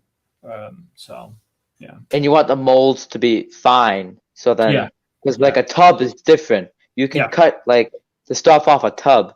Mm-hmm. With a box car, the plastic might break or the details might break off if you try to cut the flask. Yeah. The molds. Yeah. There's a lot of really fine detail work that needs to be done to the mold. They need to be polished really well. They need to be cleaned up. You can't have any flashing if possible. Because those are just going to just create issues down the road if you're getting into those. Yeah. Cool. And my next question is like, my friend, he like 3D prints cars. Uh-huh. He 3D prints them to scale. Like he's made a car carrier that you can put cars in with like opening gates and stuff. That's cool. A 55 Chevy, a 56 Chevy police interceptor. Buildings, and he makes them as kits. He has them on his website. I forgot the name, but would you consider doing like 3D printing? At some point, yeah, we would. It's even though we're doing limited quantities, the quantities that we're doing are large enough that 3D printing would still take too much time to do. Even if we had multiple machines in here printing, it'd still be pretty time consuming to do. We still would have to do all the assembly and the decoration and the pad printing onto the cars as well. And so there's still a lot of other steps that would have to be done as well to do that. Yeah. Very cool. Now, I don't know this. I've never heard of your company before. I've only heard of like the big brands, Bachmann, all the Tyco. Do you guys make locomotives? We don't. We only do freight cars in HO and N scale. Because if you guys like do plastic, you guys might be good at making shells for locomotives, like shells, and have some other company make the motor and everything. Yeah. No, that's something we could do at some point, but right now we're just primarily just going to focus on rolling stock at the time being. Yeah. Okay, thanks for calling, Cole. Appreciate it. Yes, thank you, Cole. Take care. Thank you. Okay. Well, we got through it. Actually, he brought up an interesting point, which was something we talked about before, which was, why not do locomotives? Is it just too complex of a deal? And this second part to that question, if I could, is I think Cole had an interesting idea, which was you could theoretically just make the shells, right? Because that's kind of what you're doing without having to worry about making. Do you know what I'm saying? Like Sure. maybe a shell for a model that's not made, say, by Kato, just for example, that fits onto their mechanism. Yeah. But people can buy it as have you thought about doing that? Or, for injection molding, just to sell, to produce a shell would probably be a little pricey. I think a lot of that is really being handled well by 3D printing or people that do resin models, where they produce a master and then cast multiples off of it. Those are great for your really niche like locomotives. So, a big reason, there's not really a specific reason why we haven't gotten into locomotives. That before my time, we had discussed at length of producing locomotives. For me right now, my focus is just trying to get rolling stock here and at a regular pace. And so, like I said earlier in the interview, where I've mentioned I would like to get into vehicles, still, I'm not going to start tapping into that until production is at a better pace. And so to resolve that, I'm sending off a new production to another factory, and then I'm looking into getting into a third as well. So I need our bread and butter right now to be more consistent before we do anything else. Will I get into it doing locomotive? I don't know. Locomotives really kind of a crowded market. There's fewer and fewer prototypes left to do. Things that are left that haven't been done are very niche locomotives. That not very many people had. And so there's some that I'd love to see. As a Utah guy, I'd love to see like an MK5000C or MK50C done. I would love to see that, but you're limited to four or five paint schemes that you can do, and that's it. And only 6 of the locomotives were ever built, and so I don't see it being done in plastic anytime soon. That's really when brass was in its heyday, that's what brass was able to do, was to do some of those very niche locomotives and cars. Right. I'm kind of curious, Chris, if you could take us through the process, from concept, like someone somewhere goes, hey, we should make this. What does it take to go from that idea to, all the way to here it is in the box, ready for me to buy it at Train Life? Sure. So a project can kind of start and manifest itself in a few different ways. And so if it's something that I've picked that I would like to go out and find and do, I first need to be able to see if I can get plans or access to the car, so I can either have the plans or measure the car. If I'm unable to do that, then that could quickly kill the project right there. A lot of times we've started on projects where people have approached us and said, hey, I've got these blueprints to this car, or I've got access to this car. I'd love to see it done. I'll look at it. If it's something that I feel that would be a good fit for ExactRail, or something that we could, I mean, not just a fit, but something that even has some legs that would pay for the investment of the tooling, then I would definitely consider and look into doing that. And so kind of after that step is now doing kind of the research into that project, looking into it a little bit more. And if I go out and measure it, or we work off the plans, and then off of those, we then create the 3D designs to the car. And the 3D designs we can either do in-house, or I can contract with someone, or I can have the factory overseas do it for us. That's done on the that's done on the computer though. Yeah, doing all the 3D design work for it. And then after the 3D designs work has been done, I then go through and review it and make any revisions that need to be done. And then after it's been approved, then it goes into the tooling stage, and the molds then start getting cut. And then after the molds have all been cut, and I mean, there can be multiple molds for a project, the factory then sends me test shots of all of the parts. Often they'll send me an assembled car, and then also all the individual parts. And I'll sometimes assemble one of them myself just to make sure everything goes together okay. See if the fits is good, make sure the car can roll and run. There's no operating issues with it, or dimensional issues, or anything of that sort. If there is, then I make any needed revisions to the tooling that need to be done. But once the tooling is done and the plastic has been approved, then the next stage is the artwork stage. And generally, while the car is after the 3D designs have been done, I now have line art to create the artwork off of. And so I'm kind of doing that stage while the tooling stage is being done. So I generate the artwork, and the artwork, I can source the images from multiple people. I prefer to be able to photograph the car if possible, but a lot of times it's not possible. The cars are long gone and scrapped years ago. But I need a high-res image. Most images that you find online just aren't at a resolution that's good enough to create artwork from. So we create the artwork, I then submit the artwork, and then the factory will then go through, take the artwork, they ask me any questions. If there's any issues that they might see, something that interferes with a part or something like that, we make changes. Then they send me a decorated sample, or we call it a deco sample. I then go through, approve the artwork, or make any revisions to it that need to be done if there's any color issues or anything like that. And then once that's been approved, then it goes into the initial stages of final production. I then get production samples. Once I've approved the production samples, then the final assembly, and then the packaging, and then the product is shipped to us and travels across the ocean to our doors, and then we release it.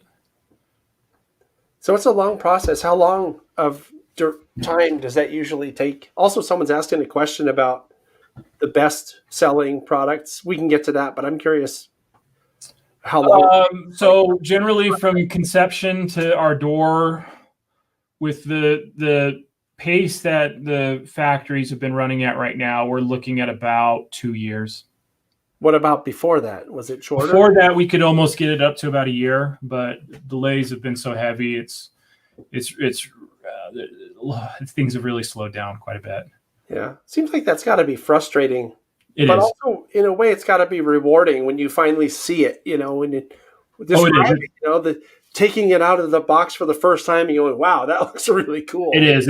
It's Christmas when you get those samples. So, yeah. I could imagine. I remember I've told this story many times to my audience over the years that I used to be a house painter. And there's nothing like finishing the job and stepping back to the curb and looking at it and going, wow, that looks really good. Mm-hmm. I would imagine the sense of satisfaction is very similar to that. Yeah, it is. So very cool. There was another question that somebody was asking about making some tank cars. And I'll do that, and then I can answer Joey's question after that.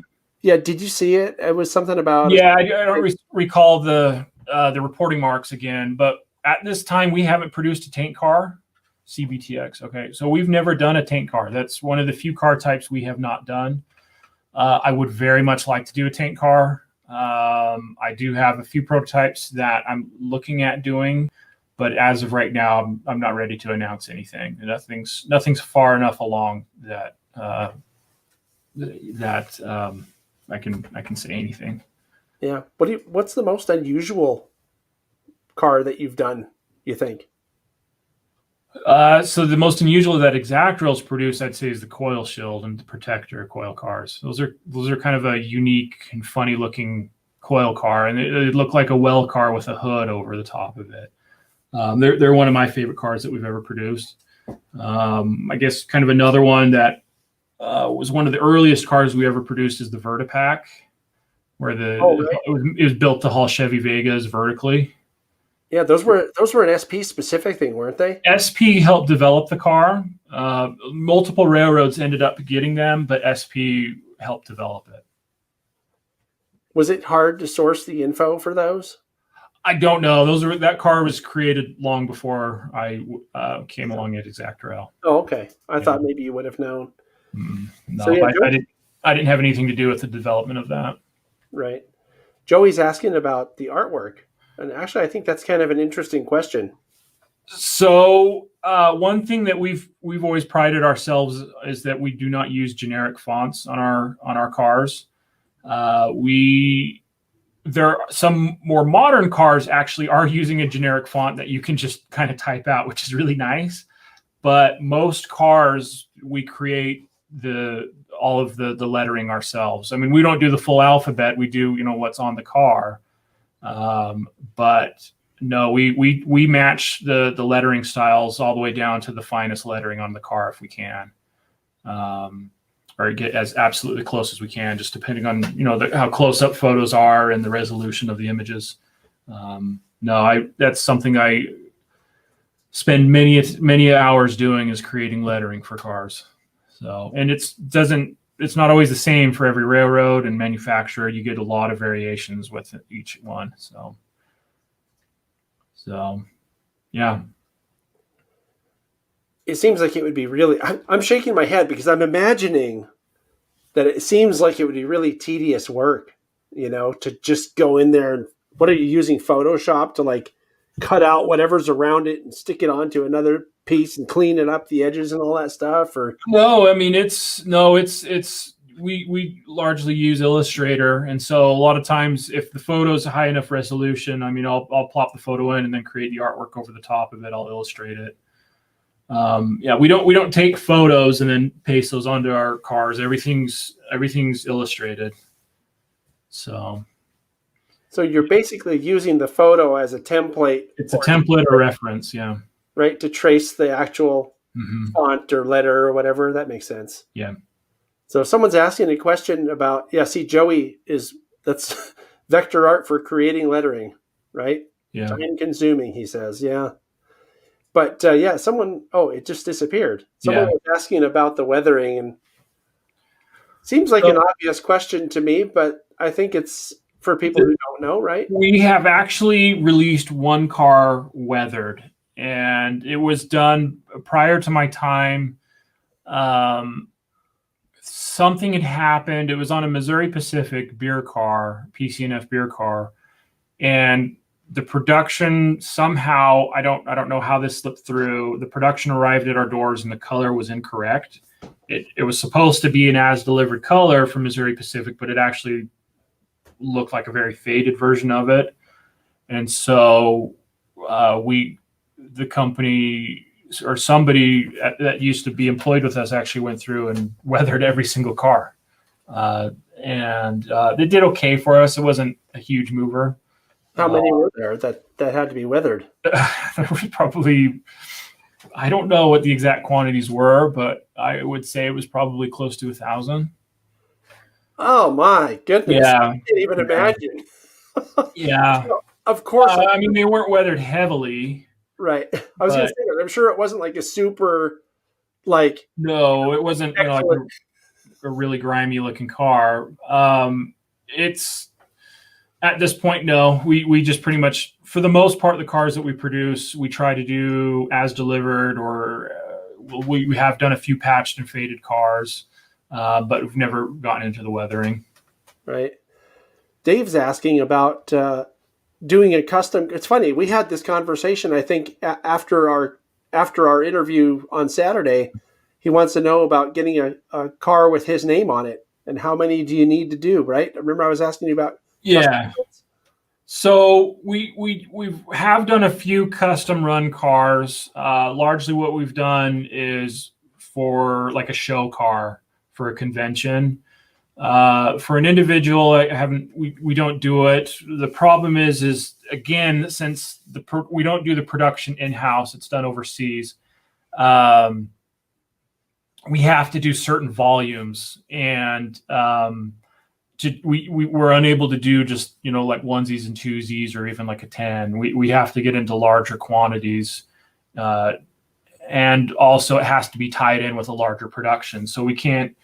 It's expensive and time consuming to go through and set up all the molds for a car, and so it needs to be done in volumes that justify doing that. And so things have to be produced into the thousands, and not just little bits there. And so small individual runs just, unfortunately just don't work out. But if we can tie it in with a larger production, still, I mean, the quantities that would need to be done would need to be, at least in the low hundreds.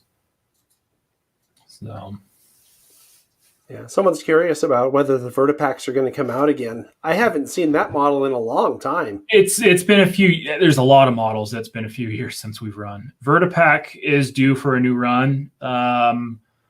It will happen. I don't have a time frame yet when that will be. I do believe possibly later this year or early next year I will move on to doing the Vertipacks.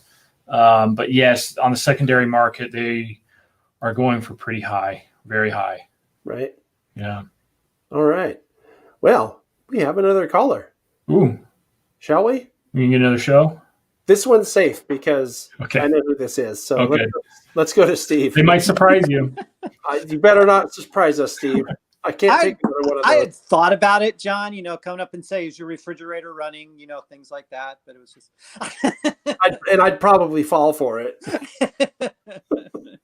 So I've been kind of on and off with the discussion that's been going on. So you may have already covered this or something like that, but there was a couple of questions I had. One was, how do you guys decide what it is that you are going to bring out? Is it based on, like emails coming into you guys or letters coming into you guys?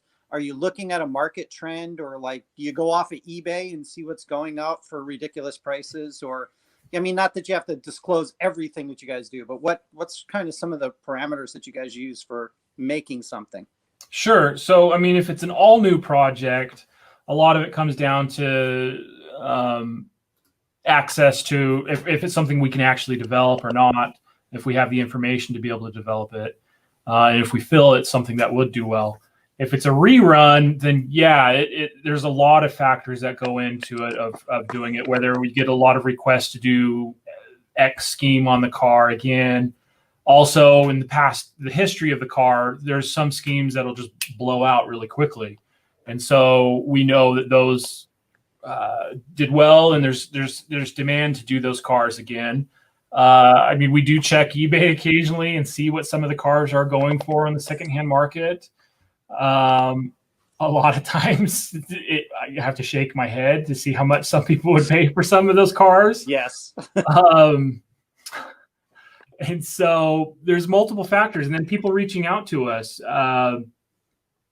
That's a big thing. I mean, when we're at shows, that's one of the big reasons we go to shows, is to get feedback from our customers and to hear what people would like to see run and done. We've had a lot of all new cars that have come about by going to shows. We're discussing with people, and also new schemes. People come and say, hey, why didn't you do this paint scheme on your car? And I was like, we didn't have good enough reference to do it. And someone's like, oh, I've got all these photos.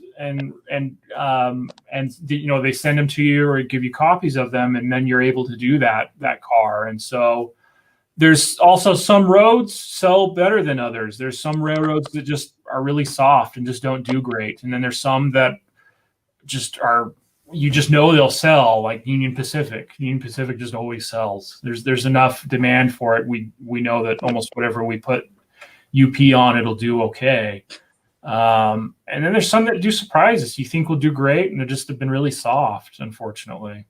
But there's multiple factors of what helps us to choose to do. So okay, well that's pretty neat. Yeah, it's kind of, because I think there's a lot of us that are out there going, why don't they ever do this car? Why don't they? One of the things that I saw in there in the chats and all that kind of stuff, and I've been curious, was the demand, especially nowadays for modern stuff, the demand for commuter and or light rail type. Where, because a lot more people are seeing those out and about today rather than the bigger freight cars or even the older luxury, the older types of stuff, even Amtrak and all that kind of stuff but there doesn't seem to be anybody producing anything like that. No, it's really, it seems like a lot of the companies that produce a lot of that stuff is Japanese, like Kato. And I mean, they're all Japanese prototypes, or you get some European companies, but a lot of North American stuff hasn't been done. And I know some have been announced by some companies, but it seems like they don't see the light of day often. And I don't know why that is, because I do hear a lot of requests for things like light rail vehicles. And I mean, for us, we've always traditionally kind of stuck with rolling stock right now. We haven't done anything that's actually powered or motorized.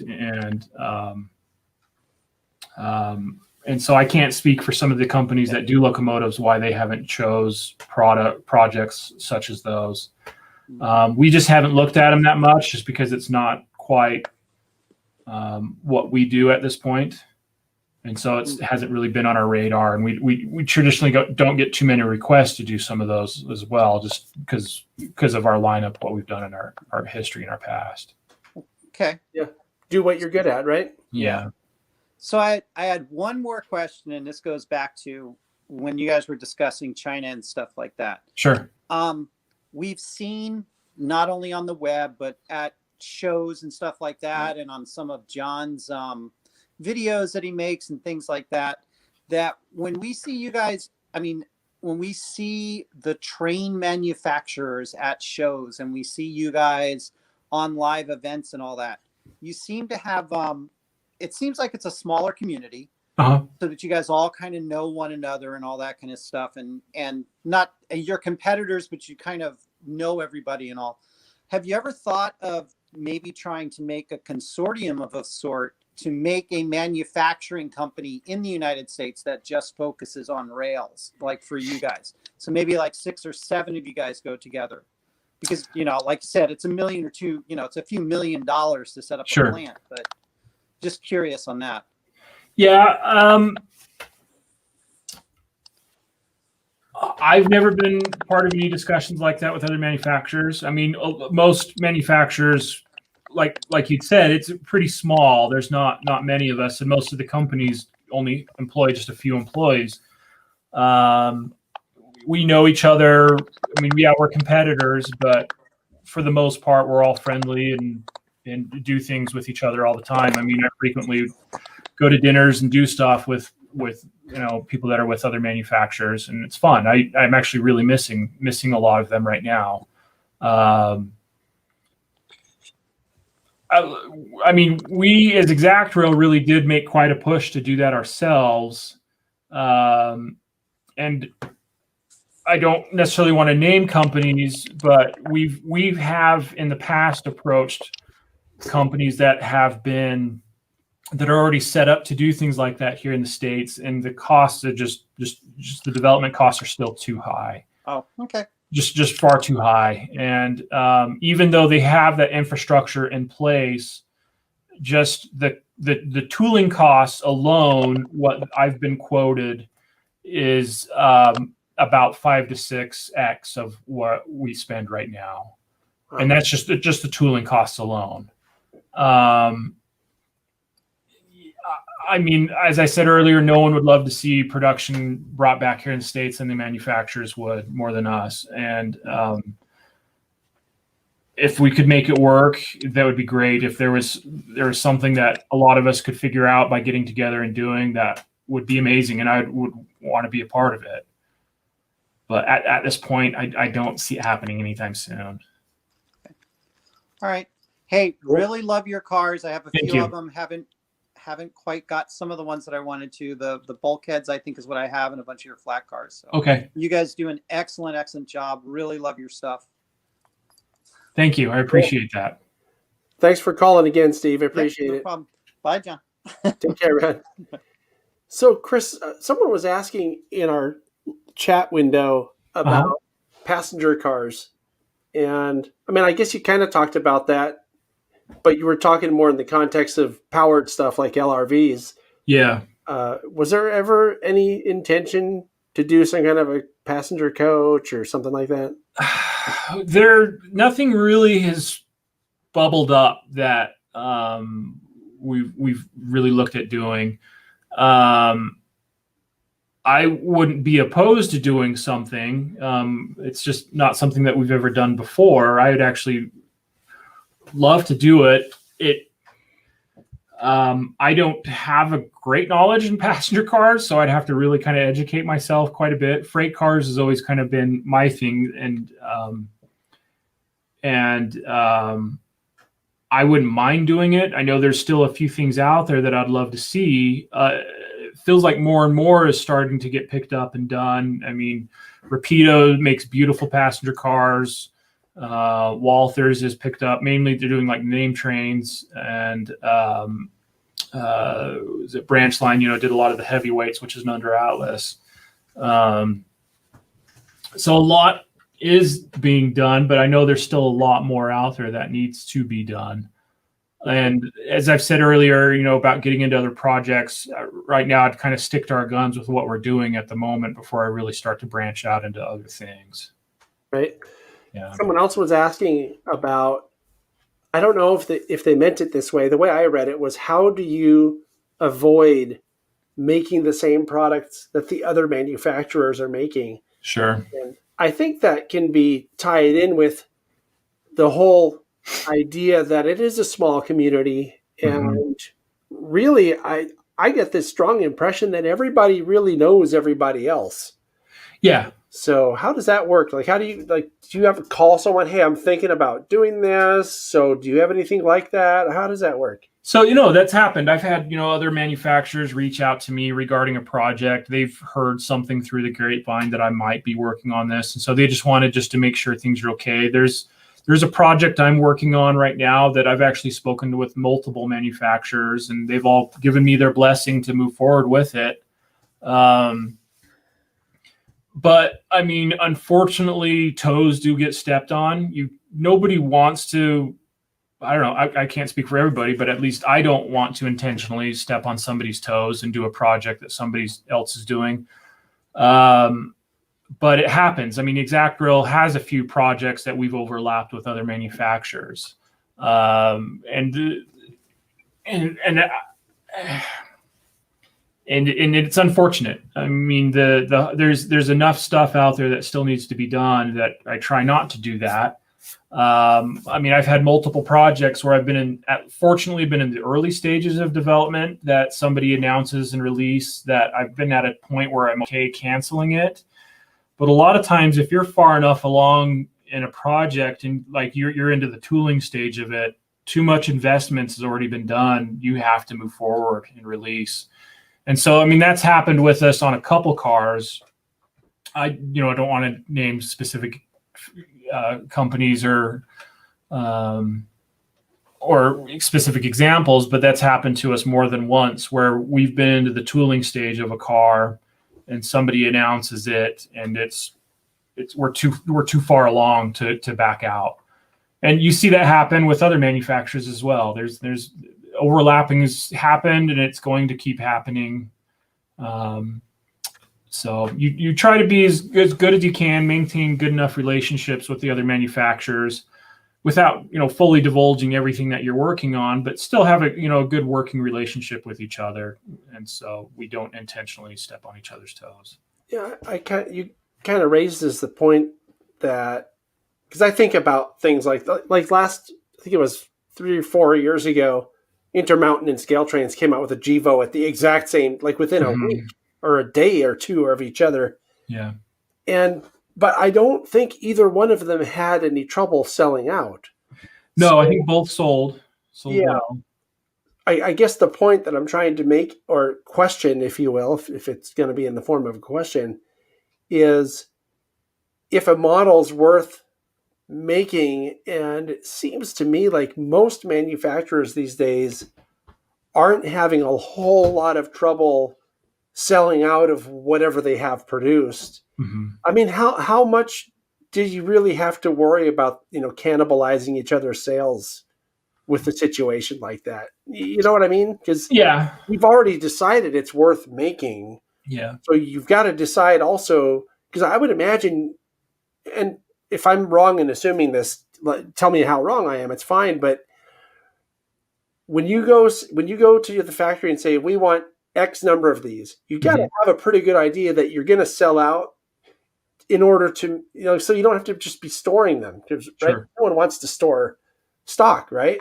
Yeah. Do you know what I mean? Like, can you talk about that for just? I mean, we're almost up against the end of the show, but I was just curious about that before. Sure. I mean, ExactRail is a little different because we do carry some stock on cars. We try to keep our numbers at a point where I try to get about 6 months of inventory. Sometimes we sell out a lot faster than I expect. Sometimes things hang around longer than we expect.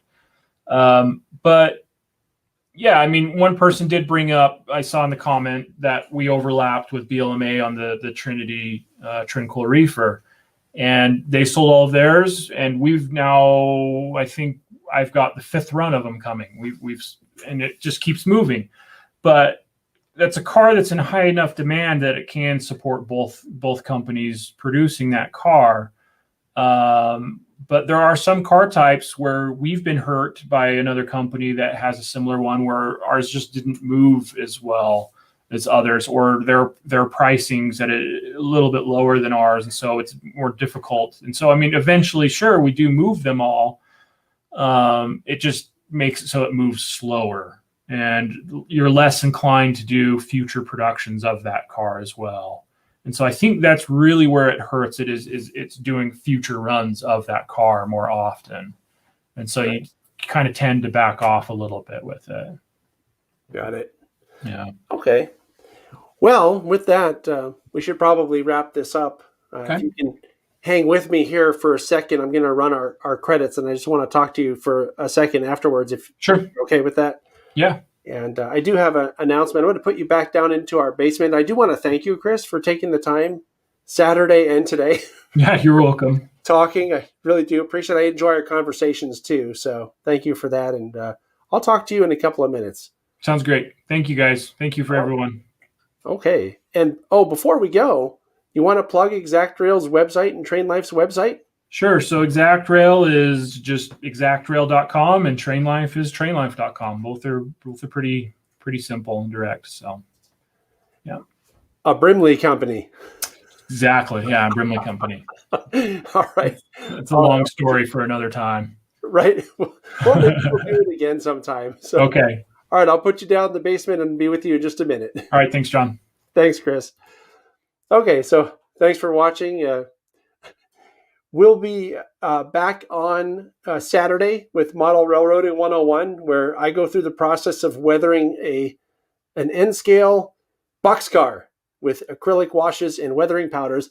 And then this is one you won't want to miss. On Sunday, we have our next episode of TSG Live Crew Lounge, where we are going to be talking about layout design. And the cast for that one, or I should say the panelists for that one, is very good, fully loaded bunch of people that are very, very knowledgeable. So you definitely won't want to miss. Thank you for watching, and I will see you sometime soon.